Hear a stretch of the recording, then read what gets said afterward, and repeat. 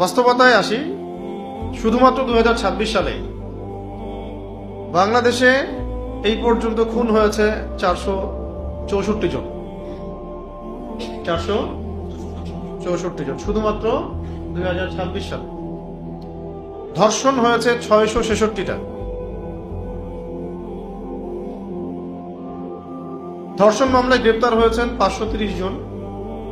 খুনের মামলায় গ্রেপ্তার হয়েছেন 604 জন। প্রতিদিন গড়ে 6 থেকে 7টা খুন হয়েছে এবং শিশু ধর্ষণ উল্লেখযোগ্য হারে বেড়েছে।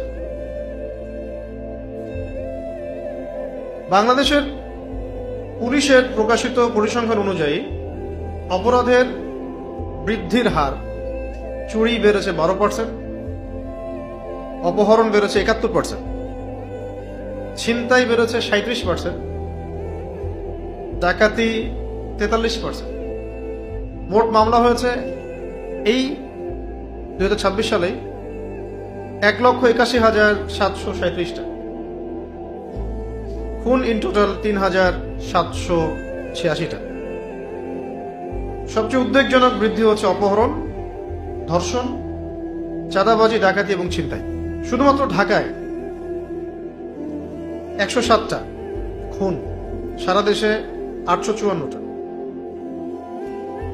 ঢাকার মধ্যে উল্লেখযোগ্য হারে বেড়েছে ছিনতাই, চাঁদাবাজি, গ্যাং, কিশোর গ্যাং, রাজনৈতিক সহিংসতা এবং ধর্ষণ। এ বিষয়ে 2025 সালের শেষ থেকে 26 সালের অভিযানে গ্রেপ্তার হয়েছেন 22,464 জন। আগ্নেয়াস্ত্র উদ্ধার 483টা, গুলি উদ্ধার এরকম 4,500, মোট আটক 64,000।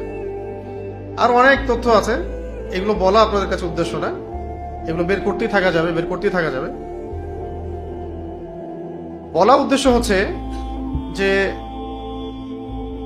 এত কিছু হয়ে যাওয়ার পরেও এটা শুধু একটা বছরের 6 মাস 7 মাসের একটা পরিসংখ্যান, আরো অনেক পরিসংখ্যান আছে।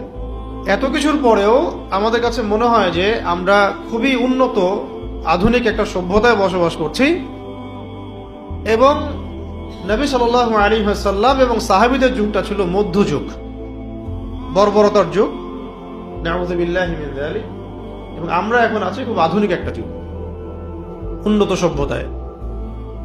আমরা খুব ভালো সুফি, দরবেশ, আল্লাহর ওলি। এই জন্য অনেককে শোনা যায় বলতে যে আমরা তো আর এখন মধ্যযুগে নাই, আমরা এখন আধুনিক যুগে চলে আসছি। আধুনিক যুগের মাত্র 6 মাসের একটা পরিসংখ্যান দেখানো হলো। এই পরিসংখ্যানগুলো তাদের থেকেই নেয়া, অনলাইন ঘাটলেই দেখতে পারবেন।